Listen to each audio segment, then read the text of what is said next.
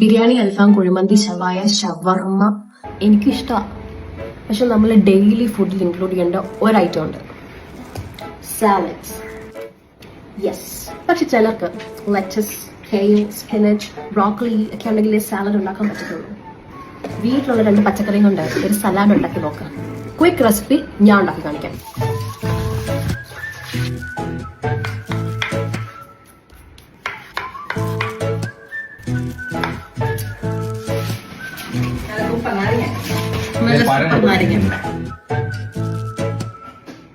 വട്ടാരം ചുറ്റുവേലി പ്രാവോനീ കണ്ണീരിൽ പൊട്ടിയ പട്ടം പോലെ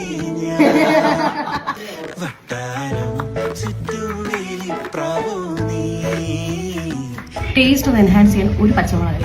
പട്ടം പോലെ ഉള്ളിൽ മുള്ളു കൊണ്ടാലും കണ്ണിൽ കാത്തു വച്ചോളാം നെഞ്ചിൽ തീനെ.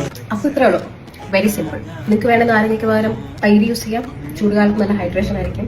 Make sure U include salad in your daily food.